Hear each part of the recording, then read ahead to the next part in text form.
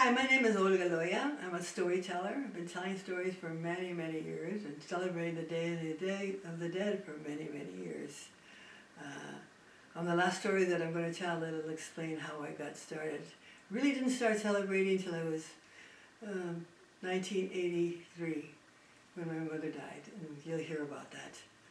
The Day of the Dead is a time when souls of the dead are honored, and they're invited back to the home to the feast. And there's an altar set up with velas, candles, and incense and flores, flowers, and calaca skull toys, and photos of the dead people, and beautiful mantelas and tablecloths, and fruit, and calaca skull toys, and everything's arranged, and then it's lit, and the stories are told. And that's what I would like to do. I like to tell the stories of the Day of the Dead, and tell stories about death, but not only about death, because the Day of the Dead is not just about the dead. It's about the living. It's about love.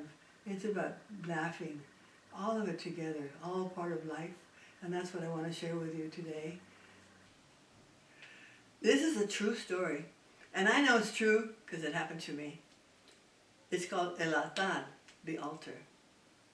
My father was born on November the 1st, All Saints' Day. That's the day when the children who have died are honored. My mother died on Dia de los Muertos, November the 2nd, on the day that the adults are honored. And when my mother died, I thought, what a wonderful opportunity for me as a storyteller. I'll tell stories on the Day of the Dead to honor them. The next year, as the Day of the Dead was approaching, I started to try to tell the stories, but I couldn't. I kept crying. Sometimes I'd sob so hard I couldn't even catch my breath. I realized it was too soon. When my father died, it was hard. But when my mother died, it was terrible because now I had no more parents. I was a orphan. I puzzled over what to do, and then I remembered the idea of Day of the Dead was altars. So I borrowed a big table, and my 13-year-old daughter Maya and I began to collect things to put on the altar. On November the 1st, we put a mantel down, and we put a box up so we could make the altar layered with another mantel on top of that. We put velas, candles, and incense, and water to quench their thirst in case they were thirsty, and salt to ward off the evil spirits, and flowers, marigolds, and for my mama we put roses because she used to raise roses, and we put calaca skull toys. We put ofrendas, offerings. For my father, we put a bowl with corn tortillas and frijoles beans. And for my mother, we put a bowl with flour tortillas and chile. The hotter the better, serrano, jalapeno, she liked it hot. And for my father, we put a bottle of Miller's beer with a newspaper, because every day he would come home, he would read the paper and drink one beer. And for my mother, we put Coca-Cola. Ooh, she loved her Coca-Cola. And for my father, a special thing he liked, he had a little case, cigarette case with his name Sandy on it. And for my mother, we had rhinestones. My mother's name was Esther, and she loved her dress up for all her rhinestones, so we put her rhinestones on there. We got everything settled, we lit the candles, and we watched the candlelight dance off the walls. And then we told stories. I told my daughter about when I was about 4 and a half, and I'd learned how to tie a ribbon. I had this wonderful wide satin powder blue ribbon. And my daddy, he was so nice. He used to let me tie his hair up a la pebbles, you know, and I'd tie it up, tie the ribbon, then untie it, untie it. Well, we were sitting there, I was tying the ribbon and talking. My mama had gone to church. And all of a sudden my father said, "Ay, Chihuahua, we're late. Come on, let's go." We went, and we were standing out in front of the church, and people are coming out and looking at us and snickering. My mother came out and she said, "Ay, Sandy, there's only stone en tu pelo. You have a ribbon in your hair." He didn't stand there with his big ribbon, blue ribbon in his hair. Well, I'd noticed, but I thought he looked handsome myself. I told my daughter about my mother. She was a very quiet person, shy, except when she was with the family, and then she was very funny. But she used to like to take this streetcar from East Los Angeles to downtown and go window shopping.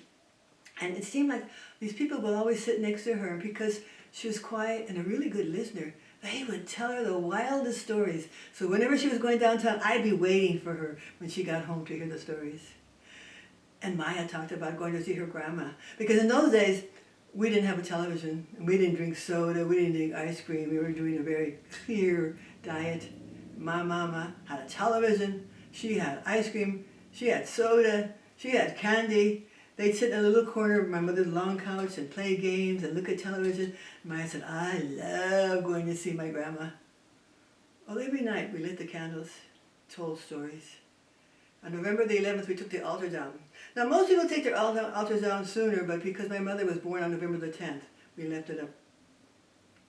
Next year, second year, I thought, I can do this. But I couldn't. I still wasn't ready. But there was always the altars.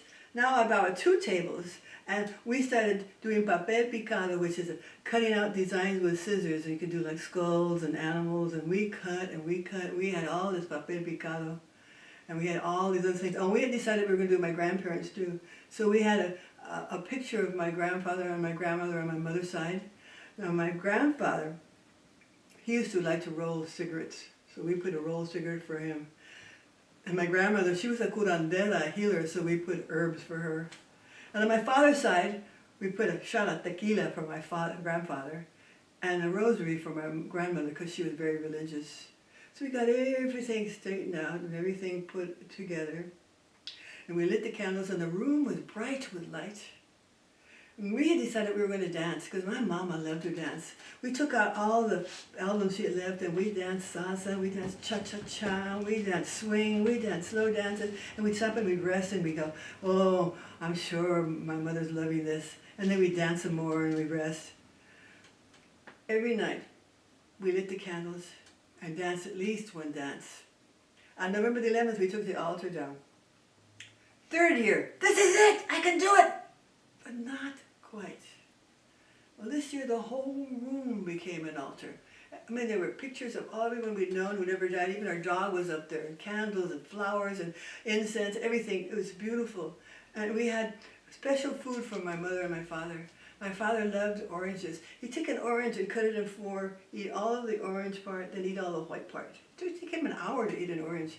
And my mama, she loved persimmons. Not the ones that taste like apples, but the big ones. I hated them. They had a terrible tinny taste in my mouth. But I went out and got the most beautiful big persimmon that I could get. I put the persimmon on her side, the orange on my father's side, and then we lit the candles, and the room was filled with light. And then we made a special dinner. Enchiladas and frijoles and arroz and tortillas and beer were special for them because that was their favorite dinner. And every night we lit the candles. We danced at least one dance and told stories. On November the 11th, I went to take the altar down, and I noticed that the big persimmon was soft and gushy. I looked at it and I thought, I'm going to give you one more chance. And I brought that persimmon up to my mouth and took a bite, and I felt that silky texture fill my mouth. And then the sweetness hit me. I took another bite, and it was sweeter than the first time. It was the most sweetest experience I'd ever had in my life. And then I remembered how my mother used to eat persimmons. She'd bite into the persimmon, roll it around her mouth, swallow it, and then smile. I felt as though my mother had come back after 3 years to give us the gifts of the persimmon. Oh, there were other gifts. There was gifts of the altar, of the stories, of the laughter, and the healing. So much so that I knew I was going to be able to tell stories in the next year. And I did, and I do. And now, when I bite into a persimmon, I remember the sweet gifts my mother gave me. And that's a true story. So if we were here together, I would ask you to turn to the person next to you and tell a story about someone that passed on that you loved. And it could be a pet, it can be an uncle, it could be an aunt, it could be a friend. But since we're not together that way, I'm still going to ask you to tell that story to someone. Because that's how we keep our dead friends and family alive with the stories. And if you've not done an altar, I'd like to urge you to make one. It doesn't have to be a big old fancy thing. It could just be the photo of the person, one candle, a little incense, one flower, and what they liked to eat, what they liked to drink, and any games that they liked to play. So you can have that altar. So, and the last thing I'd like to say is, I'd like you to think about 3 things that you would like on your own altar. I'll tell you what I would like. It's changed throughout the years, but now what I would like was a 3.5-inch red high heels. I can't wear them, but I love them. A book, because I love to read, and a picture of my family. Those are the 3 things I'd like on my altar.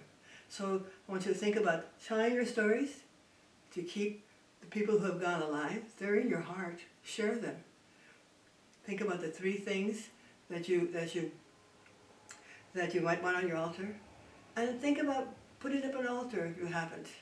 And I hope you do that, and I hope you have a wonderful Day of the Dead celebration.